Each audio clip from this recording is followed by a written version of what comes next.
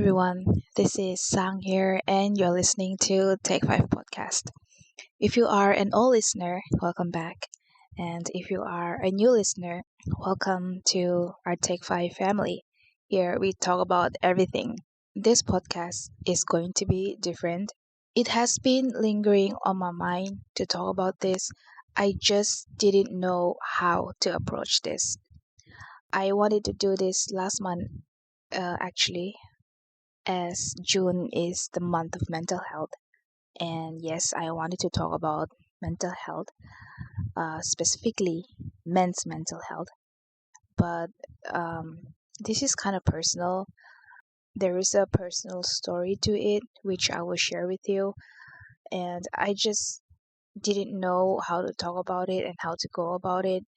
So, yeah, but I'm ready today. I have prepared a little write up, which I'm going to read. So, because I wanted to approach this in the best way possible and help in whatever way that I can. So, let me tell you a little story.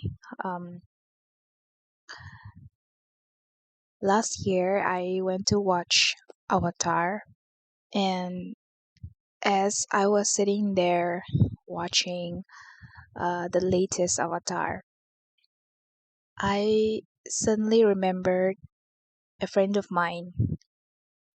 He is no longer with us today. He died by suicide.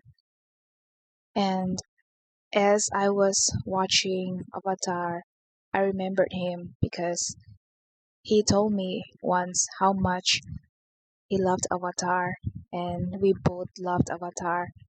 And back then, we were talking about how much we couldn't wait for the new one. Um, so he died in the year 2023. I still remember the phone call that I got from my cousin. She told me that he had passed away, and it was such a huge shock for me. I could not believe it. I was, I thought, I felt like it was a dream because um, he didn't seem like he was going through anything at all. But that's usually how it goes, right? And I just didn't see any signs, and we never met in person, but we were very good online friends. We were very good friends on Instagram, and he was doing very well on Instagram. He would make comedy skits, and he would put up all these funny videos and all that, and he got quite a bit of followers himself, and he was getting well known by a lot of people. But I also think he was also facing online bullying as well, but he kept doing it. And yeah, that's how we got in contact online, and we would chat. um, so he was such an amazing person. He would bring such happiness and laughter um, to everybody's face. He was that kind of person. um, but when I heard about his suicide, I just couldn't believe what had happened. And I was just thinking, did I miss something? You know, did could I have done something more? Did I don't know. It just so many questions were, I was asking so many questions to myself. Was there anything I could have done? Or, you know, uh, in some way, I was also blaming myself a little bit, in a way, thinking, did I not try more? I should have tried more to be there, and I should have asked questions, and I don't know, just ask how he was doing and how his life was. I just didn't see it coming. So sometime for some time, I kind of blame myself as well for this and for not checking up on him. It's just to this day, right? To this day, I just will never know if I could have done anything more for him. Um, so yeah, I just wanted to talk about this because I know a lot of people out there, a lot of men especially, go through a lot of things, but I feel like in some way it is a little harder for men because for women we have very good network of friends and we reach out to our friends or to our friend. But for men, a lot of them, they don't have that support system. They just quietly endure everything in silence. And so, yeah, I have this little write up. So I'm just going to read this. Um, it's in 5 parts. So, yeah, thank you for listening. Around the world, men are often expected to be strong, dependent, and emotionally resilient. While these qualities can be valuable, they can also create an environment where asking for help feels like failure, and the consequences can be devastating.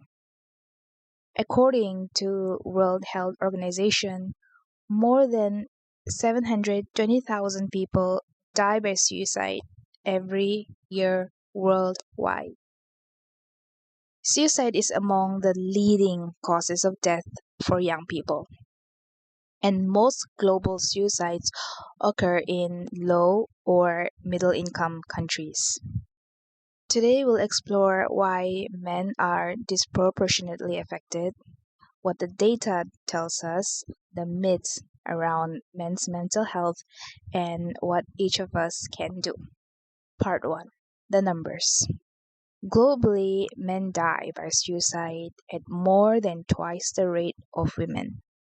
In many high income countries, the gap is even larger, 3 to 4 times higher.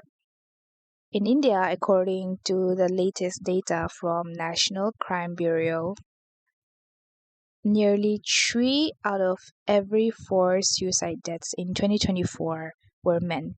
About 125,000 male deaths out of more than 170,000 suicides nationwide. And these are not just numbers. They represent a father, a son, a brother, a husband, a colleague, or like my friend.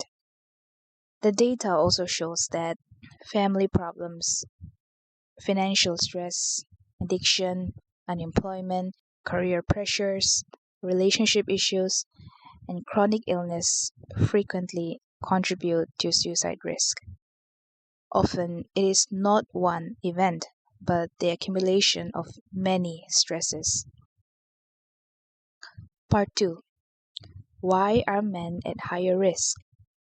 Why do men die by suicide more often? And there is no single answer. Researchers point to several interacting factors. First, many men are socialized from childhood to hide vulnerability.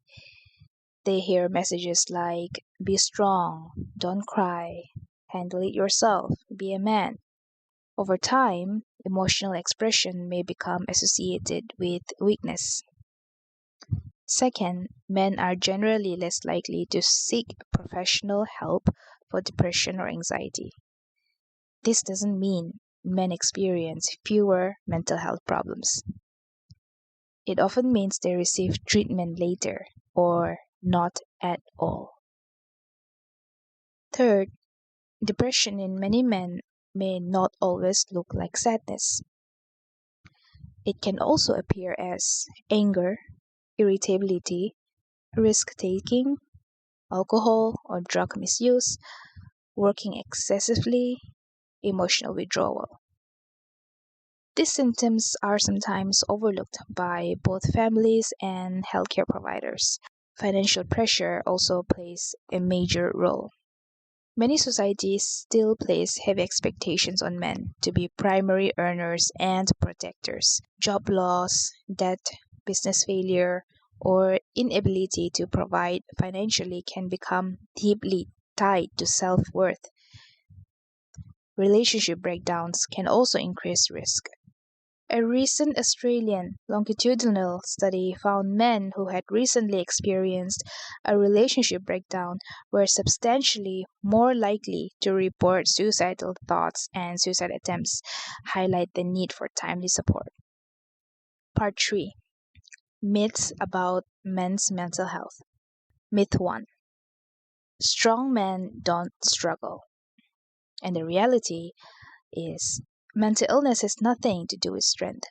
Depression, anxiety, PTSD, bipolar disorder, and substance abuse disorders affect people from every background. Even elite athletes, military personnel, CEOs, doctors, and celebrities have spoken publicly about their struggles. Myth 2. Talking about suicide puts ideas into someone's head. Research shows this is false. Compassionate conversations do not create suicidal thoughts. Instead, they often reduce isolation and encourage someone to seek help. Myth 3. People who seem successful can be depressed. External success is not protection against mental illness. Someone may appear confident while privately experiencing overwhelming emotional pain. And this is very much in tune with the life of my friend. On the outside, on the external, his life seemed great. He was even featured on the daily local newspaper about his rising familiarity with people on social media.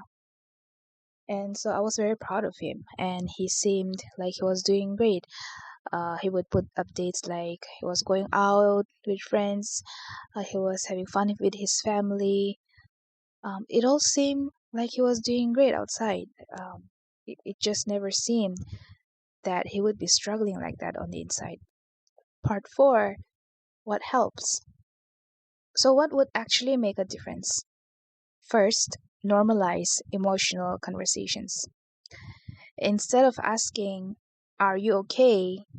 try asking, "How have you been feeling lately?" And second, encourage professional help. Therapy, counseling, medication when appropriate, and support groups save lives. Third, build social connections. Loneliness is a major risk factor. Regular conversations with friends, family, co-workers, or community groups can be protective. The people you trust. Fourth, reduce stigma. Seeking help is not weakness, it is healthcare. Just as we seek treatment for diabetes or broken bone, mental health deserves the same attention. So, what are the warning signs when somebody is going through suicidal thoughts or depression? So, it can look like talking about hopelessness, giving away possessions, withdrawing from loved ones, sudden personality changes, increased alcohol or drug use, saying people would be better off without me.